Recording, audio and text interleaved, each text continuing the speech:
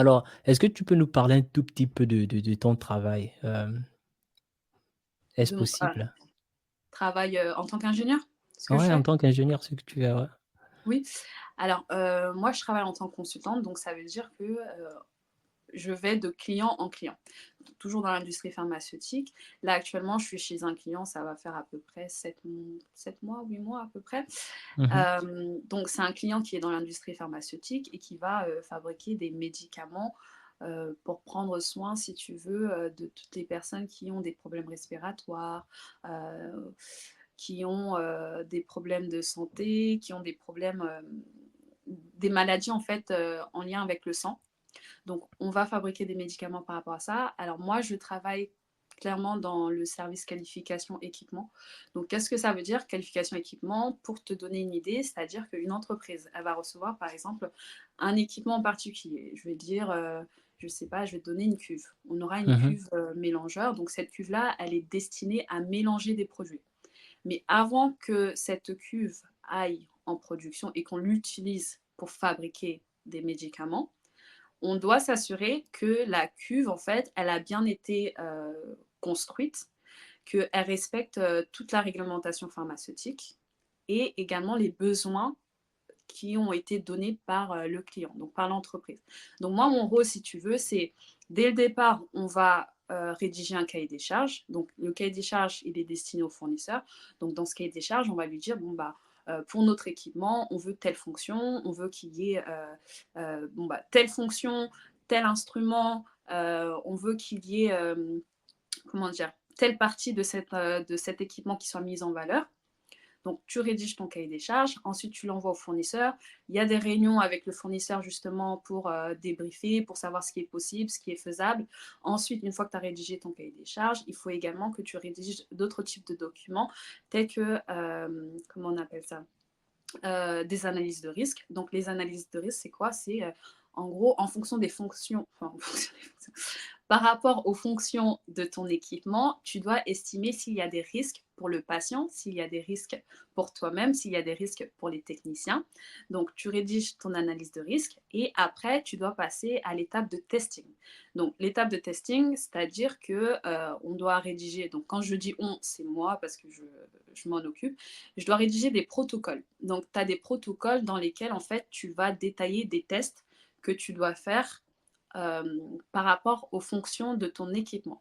Donc, ce sont des tests qui ensuite sont destinés aux techniciens de production. Donc, les techniciens de production ont été formés à l'utilisation de ton équipement et ils doivent suivre en fait tous les tests de ton protocole. Et une fois qu'ils ont suivi les tests du protocole, moi, ce que je fais, c'est que je récupère mon protocole et je vérifie si tous les tests ont bien été respectés, ont bien été faits, si on a bien été, enfin, si les tests ont bien été complétés par rapport aux normes pharmaceutiques, par rapport aux normes qualité. Et une fois qu'on aura fini tous ces tests, parce qu'il faut savoir, il y a différents types de tests. Tu as des tests d'installation, donc les tests d'installation, c'est une fois que tu as reçu ton équipement, tu dois juste vérifier, grosso modo, qu'il a bien été installé. Là, je dis comme ça, mais c'est beaucoup plus profond. Tu as des tests d'installation, ensuite tu auras des tests opérationnels. Donc là, tu vas vérifier si, par exemple, la fonction qui est de mélanger, quand tu appuies sur le bouton mélanger, est-ce que ça fonctionne correctement? Est-ce que ça fonctionne à la bonne vitesse? Donc ça, tu vérifies. Et ensuite, on a des tests qu'on appelle donc de qualification de performance. Donc là, les performances, c'est-à-dire que tu dois faire des tests avec ton produit. Jusqu'à présent, on n'utilisait pas de produit. Donc, on pouvait simuler, par exemple, avec de l'eau. Mais quand tu fais des tests de performance, tu es obligé d'utiliser le produit qui va être vendu. Par exemple, si tu as un médicament qui va être vendu dans quelques mois, tu dois faire ces tests-là avec ce produit pour vérifier que ton équipement est bien performant. Tu comprends? Donc, tu as toute une série de tests et une fois que c'est fait, bon, bah, tu fais des rapports. Tu rédiges que voilà, tel test a bien été effectué à telle date et que tout est OK en fait pour maintenant commercialiser le produit. Tu vois? Je t'entends plus. J'ai dit, c'est très intéressant, tu as bien résumé ton travail, en fait. Oui, j'ai essayé Heu, de rester assez global sans rentrer dans la partie technique. Mais grosso Mmh. modo, c'est ça. C'est ça mon travail et parfois je peux être amenée à, aller chez des fournisseurs, à vérifier qu'en fait, le travail, si tu veux, est fait correctement, qu'on respecte bien nos cahiers des charges et en règle générale, ce sont des fournisseurs qui sont soit anglophones, soit francophones. Donc il y a aussi cet échange, en permanence avec eux, que ce soit au travers des réunions, que ce soit au travers, des échanges par mail, Teams, voilà. C'est Et un pour ça, métier tu as fait super. des études de. Moi, j'ai fait, donc ingénieur en biotechnologie. Ah OK, ça, un vrai cycle d'ingénieur, en fait. Oui, oui, oui, oui, OK, OK, 5 ans d'études. c'est ça. Waouh, bah, tu as vraiment du potentiel. En fait, moi, je suis convaincu que tu dois créer ta marque, de cosmétiques. Faut y penser sincèrement, faut vraiment y penser. Je suis vraiment convaincu. Et est-ce que tu fais, des formations? Est-ce que tu donnes des formations aux gens sur, l'entretien des cheveux? Je donne pas de formation, je reste juste disponible, en fait, sur les réseaux sociaux. Dès que des Mmh mh. personnes, veulent me poser des questions, je prends le temps de leur répondre.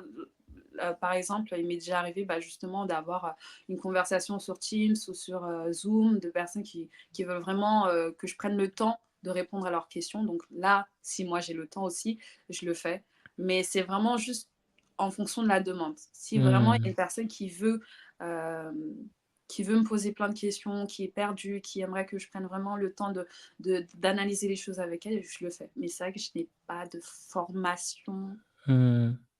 voilà, de formation, en Proprement particulier, dite, quoi. voilà.